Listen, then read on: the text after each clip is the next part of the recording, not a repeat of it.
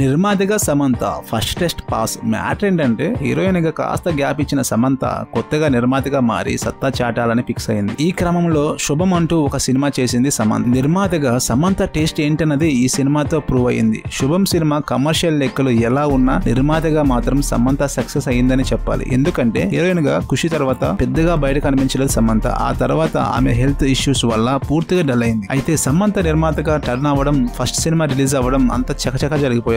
అయితే నిర్మాతగా Samantha first attempt తోనే ఇంప్రెస్ చేసింది. అంతా కొత్త వారితో కలిసి సమంత చేసిన ఈ ప్రయత్నం ఆకట్టుకుంది. ఎలాగో కొత్త వారు, కంటెంట్ ఉన్న సినిమా కాబట్టి పెద్దగా ఎక్స్పెక్టేషన్స్ ఉండవు. అయితే సినిమాకు పెట్టిన డబ్బు రావాలి కాబట్టి సమంత కాస్త ఎక్కువ ప్రమోషన్ చేసింది. సినిమా టీం కు సమంత ఫుల్ సపోర్ట్ అందించింది. అంతేకాదు ఆమె చేసిన ప్రమోషన్స్ కూడా సినిమాకు బాగా హెల్ప్ అయ్యాయి. సినిమాలో హీరోయిన్ గా నటించడం ఈజీ, కానీ నిర్మాతగా చేయడం మాత్రం చాలా కష్టం. ముందు నిర్మాత డబ్బులు ఖర్చు పెడితేనే క్రియేటివ్ గా అన్ని పనులు జరుగుతుంటాయి. అందుకే సమంత నిర్మాతగా ఫస్ట్ టెస్ట్ పాస్ అయినట్టే అనిపిస్తుంది. ఇదే కాదు, తన ట్రాలాలా మూవింగ్ పిక్చర్స్ బ్యానర్ లో సమంత మా ఇంటి బంగారం అనే సినిమా కూడా చేస్తుంది. ఈ సినిమాలో సమంత ప్రధాన పాత్ర వహిస్తుంది. మీరు కానీ మన ఛానల్ ని ఫస్ట్ టైం చూస్తున్నట్లయితే ప్లీజ్ సబ్స్క్రైబ్ అండ్ ఒక లైక్.